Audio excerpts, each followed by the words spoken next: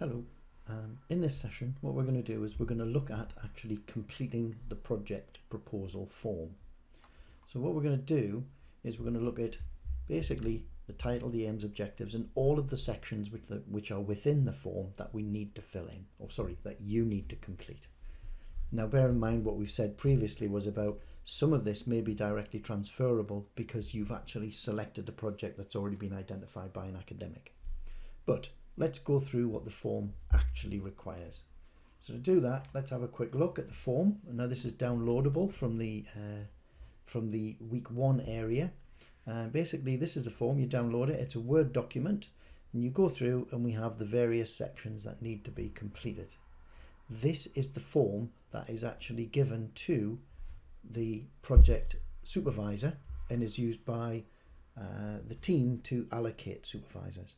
Now you'll notice that there's a section up here we fill in, but down here there's a section completed by a supervisor, and basically what they will be discussing or looking at when you go to see them for the first time is the relevance, the research focus, the outcomes, and basically what you want them to do is give you the go ahead on everything and the feedback to say go ahead. Otherwise what they may do is give you some things that you need to think about around your project to make it a project.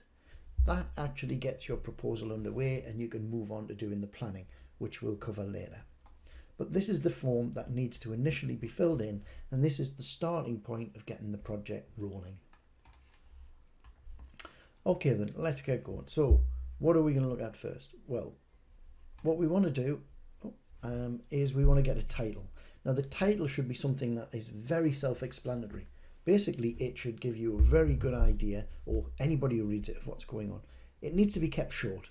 Long titles are not really going to work. You want something that's very succinct and very much to the point. Easy to read, easy to understand. And then underneath that, we have to get the aims and objectives. Now, the first thing about the aim is, the aim, you should really have one, at most 2 aims and what you want to achieve in the project. The objectives, however, are slightly different. The objectives are what you need to do to fulfill the aims. Now this is where your study comes in. You give yourself these objectives. They're your objectives that you are going to complete to actually achieve the aim or aims that you've set.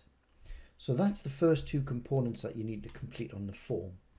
I'll bring the form back in. This is actually up here. So you've got your title, nice and succinct. Supervisor if known. Please bear in mind that you only put this in if you've actually got an agreement to have that person as supervisor. Have a read of the guide that's on Canvas. The aims and objectives, the aims, very, very succinct.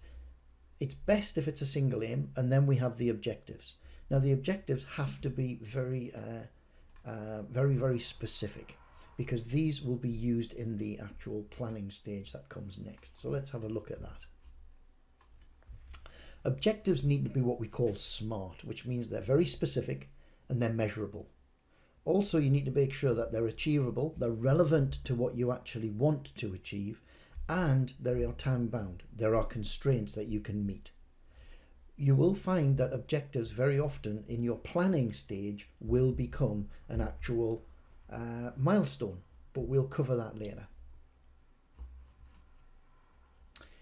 If you want to do some little bit of research around what SMART objectives are, there's some links here, and they've got some quite good writing guides for what SMART goals are.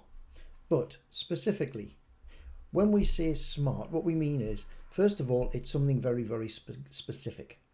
In other words, it's something you're going to accomplish. It's a goal. And what you need to do is actually think about it using sort of like the 6. Actually, it's not. It's, yeah, sorry, 6 W's. You need to think about who is involved, because some objectives may involve others. So you need to think about others that are involved. You also need to think about what it is going to accomplish. There's no point in having an objective that isn't going to work towards your actual aims. You need to identify where you're actually going to carry this out, when, the time frame which it actually fits with, and you need to identify any requirements or constraints which are required. And then finally you need to think, well, why am I doing it? What is it going to do for me? What is its benefit? What is it going to accomplish for me? So it's very, very, very specific what you want. Next, it needs to be measurable. And what I mean by that is very often you need to have some way of saying I've completed it. So you need to be able to say I have successfully completed that objective. So it has to have some kind of measure that you can use to actually say it's complete. Now that may be I am going to do something for a certain amount of time, or it might be I'm going to obtain a certain quantity, but it must be measurable for the objective to be suitable. Also, what you need to do is, when you think about it, you have to make sure that it's actually achievable. So when you set yourself an objective, is it actually possible to be done? And you need to look at the sort of like the limitations within your project as to, can I actually achieve this? You also need to make sure it's relevant to the project. Remember, it needs to be within the subject area. Something you're able to work towards, something you can work towards that is actually relevant to what you're doing and the program. And remember, we said that before about picking your project in the first place, that it must be in line with the program. Again, relevant, achievable in the time frame. Time bound, very specific. When can you start it and when can you finish it? Now, some of these objectives may actually be quite large objectives and require subtasks. That is how we actually get the planning phase underway, which we'll look at later. But for now, we just want these high-level objectives that you're going to try and obtain. However, don't forget, these may change when you hit the planning side. Again, this is just a guide for getting the project going. Next thing you need to identify is, for the academic, is they might know not all the modules you've been on, because you're coming from different programs. So listing up the skills that you've obtained from the course you're doing will help the academic, and it also helps you think about what materials you can go back to. After you've done that, you will then need to think about the new skills you're going to need.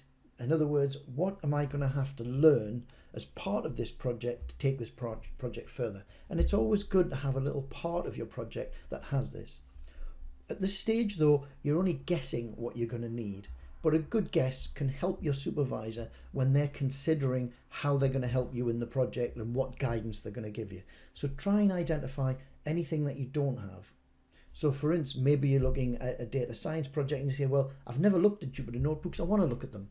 Or I've never used scikit-learn and I'm going to use that. Or I've never looked at a certain network analysis tool and I want to use that. So look at the new skills that may be required and put them in there, and they're a good talking point when it comes to a discussion with your supervisor.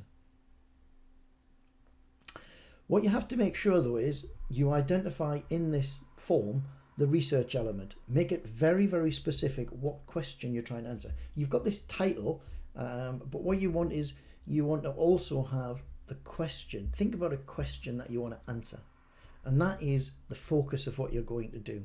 Also, what you want to do in here is talk about the research area. So if it's data science within NHS or somewhere else, try and put the domain in there as well, so people will understand it. And then what you can do is you can actually expand that a little bit, because what you can do is in that section where you're discussing sort of like the research element, you can actually talk a little bit about the literature review as well. So you can actually highlight some references to say, I found this work that's already been carried out in these areas. You should do that, and you should probably get about 6 references for this document so that the person who's actually going to supervise it can see that things are current.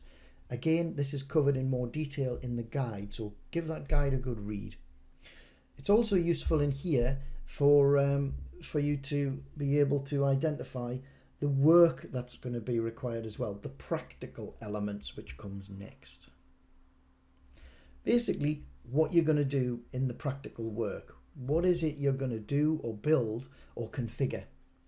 You also need to say in there how you're going to approach that and what will the outcome be. So when you've built a piece of software, what will it be doing? If you've configured a network, why are you going to configure it that way and what are you trying to achieve? What you're trying to do here is you're trying to explain how you're going to evaluate the success of your project. So the practical element is basically, this is what I'm going to do and this is why I'm going to do it and this is what it's going to allow me to prove in the outcomes. The next part is the ethics component. Now this is purely a section where you have to confirm that you will use the ethics approval system that the university has. All projects have to go through ethical approval, irrespective of whether they're using individuals or are working in isolation. If it's working in isolation, it's what we would call a green project, and you would just get automatic go ahead if you're involving open source data sets and no individuals and there are no risks. So, but however, if you're working with a project and say it's linked to a work environment, you would then need to look at the ethics component and take it forward. Or if you are going to involve individuals with some kind of evaluation of something that you are developing. However, it's not that I would definitely give you the advice of, if you can keep a project contained, you will be helping yourself. It's very easy when you start involving third parties within a project for the project to go wrong. So the ethics is there in case you move in that direction. Every project within the university goes through it, and some projects in other departments may require that, but within ours, hopefully what you'll do is get most of the projects, within this department, hopefully most of the projects will be green, because they'll be quite constrained within the actual bounds of open source data, etc. But bear that in mind, you do have to go through the ethics approval, and you do have to agree to that. The final part is the references or citations. Please make sure you get them in there. They must be in Harvard for this component of the module. However, going forward and you move into the dissertation, your supervisor may ask you to use others. Very useful to use the referencing tool in Word, or if you're using LaTeX editing, use BibTeX, because those two environments will actually organize your referencing for you, makes life a bit easier. And when you move into your dissertation and you're working with 30, 40, 50, 60 references, you will suddenly find the benefit. So get used to using this tool very early on. Make sure you reference everything. So if you're making any statements about something or quotes, make sure you reference them. And the idea here is what you're doing is you're showing that you've researched the field and have knowledge, and you're also allowing us to know that there is some current information out there or current research in the area that you're proposing to work in. Okay then, so finally, the project proposal is identifying your research questions in the area. It's enabling us to allocate a supervisor, and this is the foundation of your planning submission. Now this is not assessed, but your planning submission is. So it's worth putting the effort into getting this right and then discussing it with your supervisor, because it will help you with the planning submission that comes after it. And also, just to finish off, all projects must have ethical approval. Must. Okay then. So title, we know it is limited in size. Aims, you should try and keep it to 1, but 2, you're starting to give yourself some problems. So try and keep the aims down very small. Objectives need to be SMART objectives, so that everything is achievable. You need to highlight the research area you're going to be looking at and the domain, the practical work you're going to do, the skills you've got, the skills you need. You have to agree that you're going to go through the ethics approval, and you have to also cite any of the works within there, and that should be cited at the bottom of the form. Okay then, that's you ready now to actually complete the first part of the module, the formative component, which is to get your project underway and get your supervisors allocated. The next thing we'll be covering, which will be later in the module, probably in the next week, we'll be starting to look at how you actually do your planning document. Okay then, see you there. Bye.